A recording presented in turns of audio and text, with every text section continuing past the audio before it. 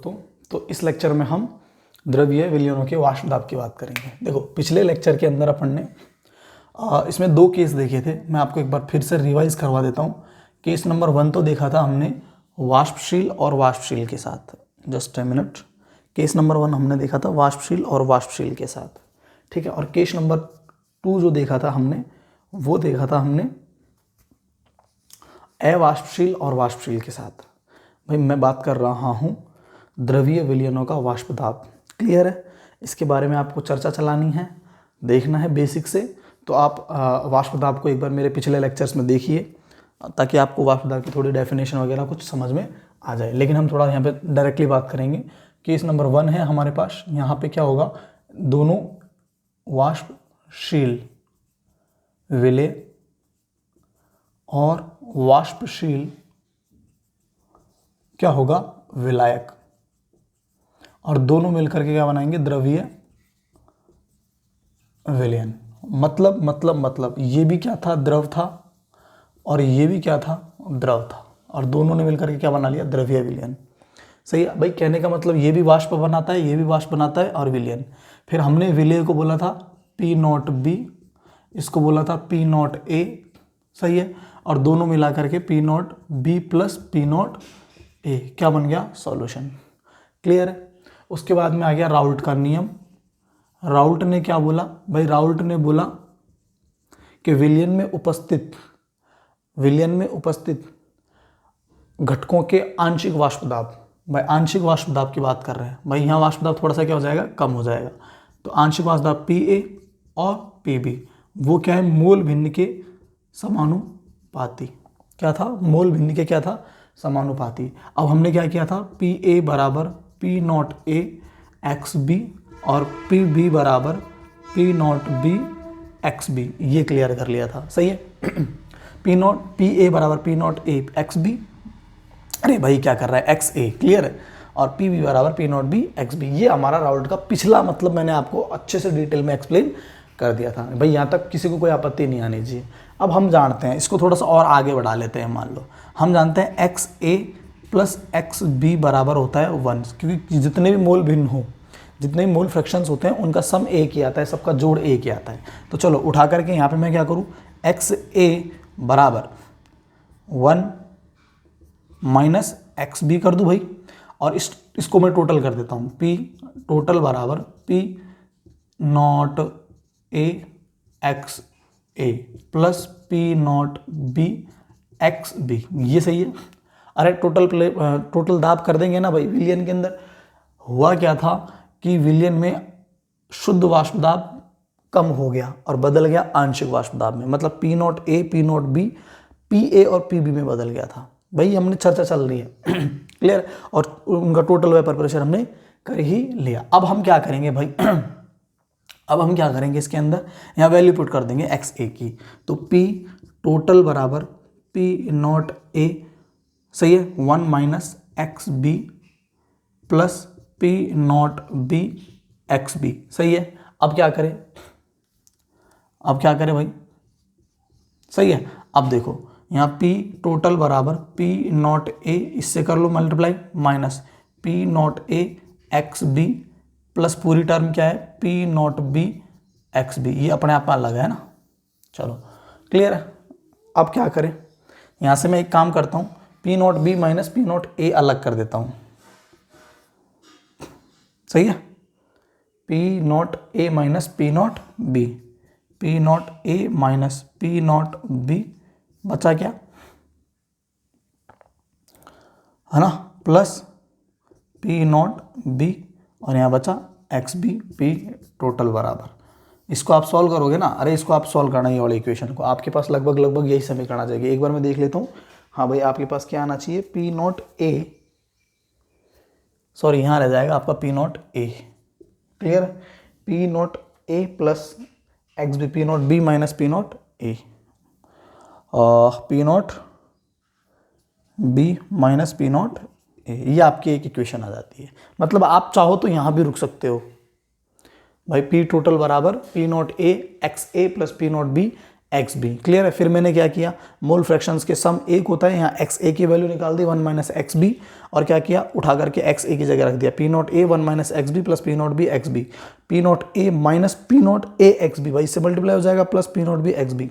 अब क्या कर दिया, P not B minus P not A करके एक्स बी अलग कर दिया plus P not A, P total बराबर। क्लियर है। ये था भाई वाष्पशील और वाष्पशील विलय प्लस वाष्पशील विलायक का खेल। अब हम बात करेंगे, अब हम ये पिछले लेक्चर में मैं पढ़ा चुका आपको, अब हम बात करेंगे, फटाफट लिख लो इसको, स्क्रीनशॉट ले लो। अब हम बात करेंगे कि एक केस नंबर 2 कि एक तो होगा ठोस और एक होगा आपका द्रव। अब हम बात करेंगे केस नंबर 2 की, जिसमें आपका विलेय प्लस विलायक दोनों मिलकर के बनाएंगे विलयन। अरे सही है भाई। तो विलेय है आपका बी, विलायक है आपका ए। सही है भाई। अब की बार विलेय हम ले रहे हैं भाई ठोस। क्या ले रहे हैं, ठोस। और ठोस कौन सा ले रहे हैं, अवाष्पशील। कौन सा ले रहे हैं, अवाष्पशील। अवाष्पशील मतलब वाष्प दाब क्या रहेगा, पी नॉट बराबर 0, ये कंडीशन है। मतलब इसका जो शुद्ध वाष्प दाब होगा पी नॉट बी होगा, इसका पी नॉट ए होगा, और दोनों मिला करके क्या बनाएंगे, अरे दोनों मिला करके क्या बनाएंगे, विलयन P not B plus P A. सही है। अब आपको पता है ये पूरी टर्म क्या हो गई, अपने आप में पी नॉट बी क्या हो गया, 0। अरे सही है ना भाई। पी नॉट बी क्या हो गया, 0। बचा कौन, पी नॉट ए। बचा कौन, पी नॉट ए। तो केवल वाष्प दाब रहेगा विलयन में किसका, सिर्फ और सिर्फ पी ए का रहेगा, पी बी क्या हो जाएगा, 0। आगे बात समझ में, डायरेक्टली कर लिया। तो मतलब आपके विलयन में केवल और केवल बचेगा पी ए विलायक का आंशिक वाष्प दाब। भाई कम हो गया ना विलयन में जाने के बाद। अरे मैं बॉक्स बनाता था, जैसे मैंने ये लिया पीबी, इसमें कोई सॉलिड रखा, फिर मैंने इसमें लिक्विड रखा। सही है। P not A, P not B, फिर इन दोनों को मैंने मिलाया।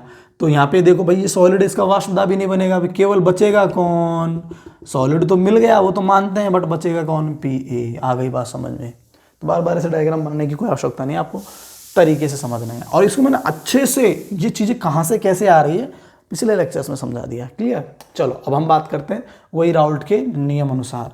अब होगा राउल्ट के नियम से क्या था कि विलयन में उपस्थित प्रत्येक घटक का आंशिक वाष्प दाब, विलयन में उपस्थित प्रत्येक घटक का आंशिक वाष्प दाब, तो विलेय का तो 0 हो गया क्योंकि सॉलिड है, अवाष्पशील है, वाष्प दाब नहीं बनाएगा। बचा कौन, पी ए। तो आंशिक वाष्प दाब पी ए, उसमें उपस्थित मोल भिन्न के क्या होता है, समानुपाती होता है। तो एक्स ए के समानुपाती हो गया। अब हम क्या करेंगे, पी ए बराबर पी नॉट ए और एक्स ए। बोलो करेंगे कि नहीं करेंगे, अरे भाई ये करेंगे जनरल सा। अब आपको पता है x A plus X B बराबर 1, तो एक्स ए बराबर 1 माइनस एक्स बी। बोलो यहाँ तक चलेंगे, आगे उठा करके वैल्यू पुट कर दो। पी ए बराबर P not A 1 minus X B. बोलो यहाँ तक किसी को कोई आपत्ति, अरे सही है ना भाई। खाली पी ए बचेगा, पी बी तो क्या हो गया, 0 हो गया।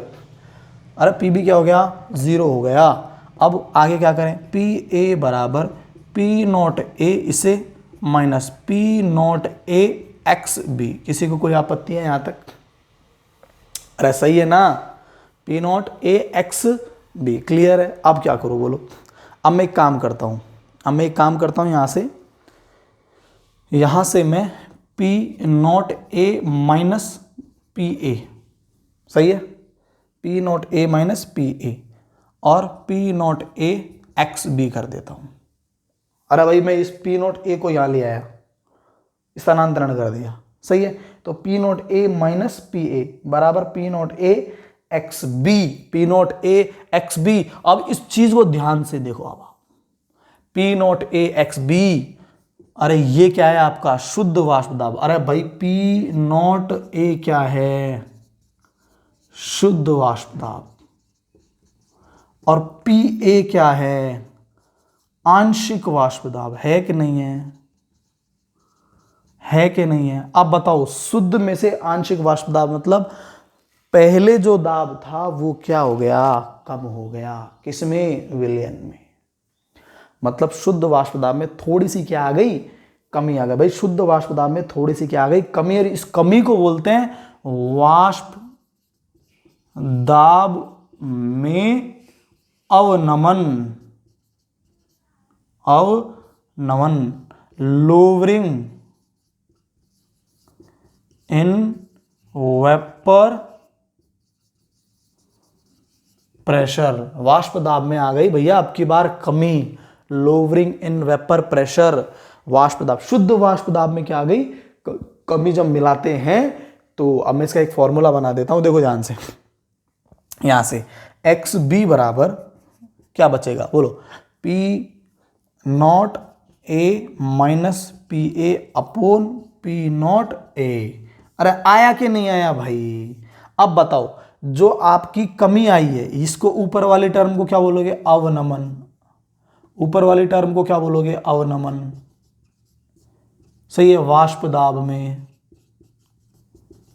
है ना। और नीचे वाले को क्या बोलोगे, शुद्ध वाष्प दाब। अरे बोलोगे कि नहीं बोलोगे भाई, नीचे वाले को क्या बोलोगे, शुद्ध वाष्प दाब।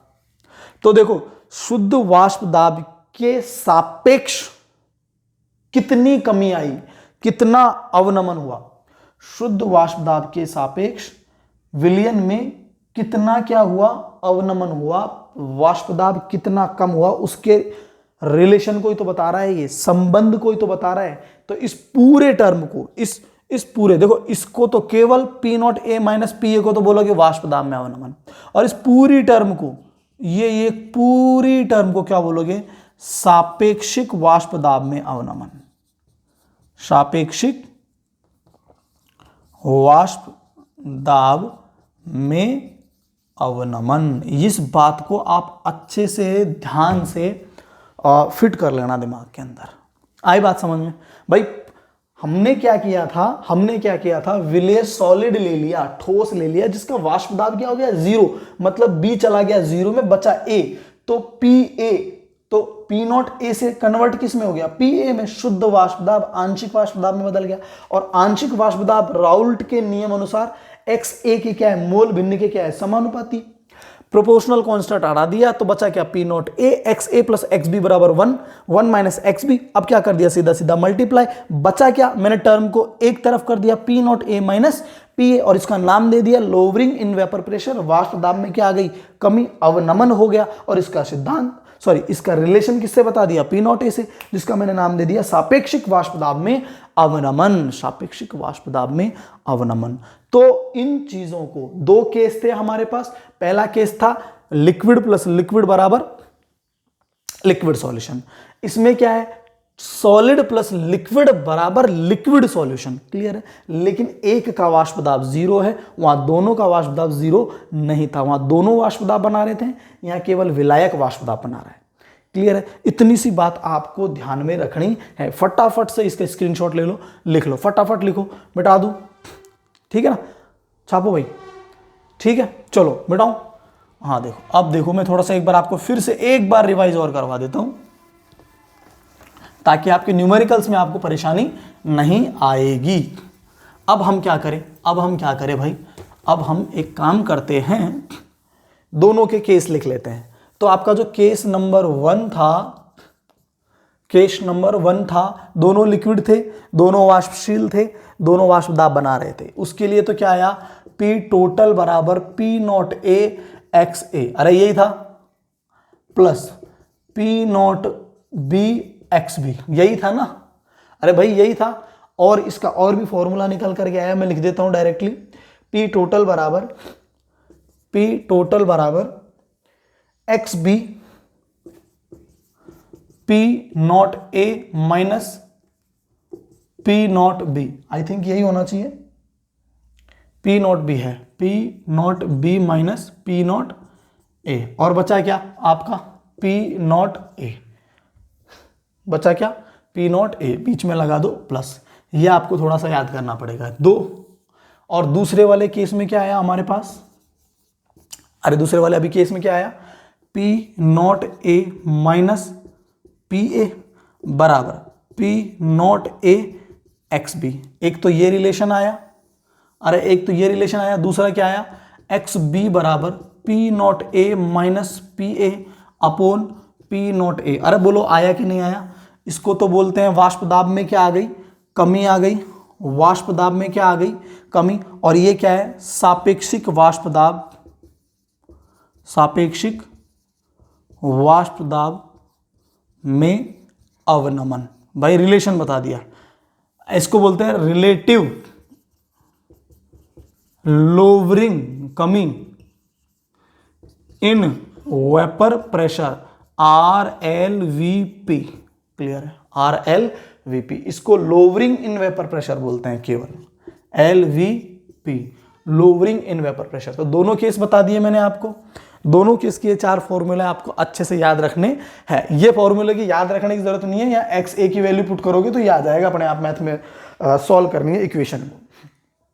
क्लियर है, क्लियर है। ये था आपका राउल्ट का नियम के विलयन में उपस्थित घटकों के आंशिक वाष्प दाब उसी विलयन में उपस्थित उन घटकों की मोल भिन्न के क्या होता है, समानुपाती होता है। चलो भाई क्लियर है। अब हम एक ग्राफ और देख लेते हैं, इन दोनों का एक ही ग्राफ बना देंगे। क्लियर है, क्लियर है, अरे क्लियर है। चलो भाई देखो, केस नंबर 1 के लिए ज्यादा माना जाता है, ग्राफ प्लॉट करते हैं। केस नंबर 1 के लिए ग्राफ ज्यादा माना जाता है। इस अब की बार यहां पे 2 लाइंस लेंगे, क्यों, क्योंकि हम यहां 2 घटक ले रहे हैं। मान के चलो मैंने, ध्यान से देखना, मैंने यहां लिया क्या लिया, ए कौन है, विलायक। यहां लिया बी कौन है, विलेय। क्लियर है। जब ए विलयन है, ए द्रव है, तो इसका शुद्ध वाष्प दाब क्या होगा, यहां पी नॉट ए। अरे होगा कि नहीं होगा यार, इसका शुद्ध वाष्प दाब क्या होगा, पी नॉट बी। तो यहां देखो एक्स ए बराबर 1, तो एक्स बी क्या रहेगा, 0। मतलब जब एक्स ए है, मतलब जब तक ए होगा, कुछ मिलाया नहीं, तब तक उसकी वैल्यू कितनी रहेगी, 1। और एक्स बी क्या रहेगा, 0, क्योंकि कुछ मिलाया ही नहीं है अभी तक। क्लियर है। अब क्या कर रहे हैं अपन, यहां एक्स बी कितना हो जाएगा, 1, और एक्स ए कितना हो जाएगा, 1। अब क्या करेंगे, देखो इसमें मिलाना शुरू करेंगे, पी नॉट ए, मतलब इस ए के अंदर हम क्या करना शुरू करेंगे, मिलाना शुरू करेंगे। भाई यार ये बात समझ में, मिला दिया। अब पी नॉट ए के वाष्प दाब में क्या आ गई यार, कमी आ गई। पी नॉट ए के वाष्प दाब में क्या आ गई, कमी आ गई। तो जब ये पी बी था, तो यहां इसका कितना होगा, पी नॉट बी, इसका शुद्ध वाष्प दाब होगा। ठीक है। जैसे जैसे इसको इसमें मिला है, तो पी नॉट बी में भी क्या आ गई, हो गई कमी। पी नॉट बी में भी क्या आ गई, हो गई भाई कमी। पी नॉट बी में भी क्या आ जाएगी, कमी। क्लियर है, क्लियर है। और इस लाइन को यहां से आप क्या कर दो, थोड़ा सा जोड़ दो, थोड़ी लाइन को नीचे रखना है भाई। पी टोटल बराबर P not A X A plus P not B X B. आ गई बात समझ। ये किसका है, पी बी बराबर P not B X B, और ये किसका है, पी ए बराबर P not A X A. भाई मेरा कहने का मतलब ये, जब ए होगा ना तो बी नहीं होगा, मतलब केवल विलायक है, तो केवल विलायक मतलब ए है, ए लिक्विड है, तो उसका शुद्ध वाष्प दाब पी नॉट ए होगा ना भाई। अब जैसे ही उसमें पी बी मिलाना चालू कर दोगे, जैसे ही उसमें विलेय मिलाना चालू कर दोगे, तो शुद्ध वाष्प दाब में क्या आने लग गई, कमी आने लग गई। तो वहां एक्स बी तो हो गया 1, और यहां एक्स ए क्या हो गया, 0। तो ये था आपका द्रवीय विलयनों का वाष्प दाब, वाष्प दाब। और लास्ट में मैंने एक चीज छोड़ के गया था, एक्स बी बराबर P not A minus P A upon P not ए। ये देखो ये क्या है, एक्स बी। अरे क्या है एक्स बी, मतलब मोल की भिन्न, और मोल की भिन्न ये क्या है आपकी कमी। बोलो मोल भिन्न जो कमी हुई है शुद्ध वाष्प दाब में, उस पर डिपेंड करता है कि नहीं करता है? अरे ये मोल इस पे डायरेक्ट डिपेंड करते हैं, मतलब इसके सीधे सीधे समानुपाती है या नहीं है भाई। जो कमी हुई है उसके सीधे सीधे क्या है, समानुपाती है। और यही इस पे निर्भर करता है, इसलिए हम इसको बोलते हैं अणुसंख्य गुणधर्म। क्या बोलते हैं?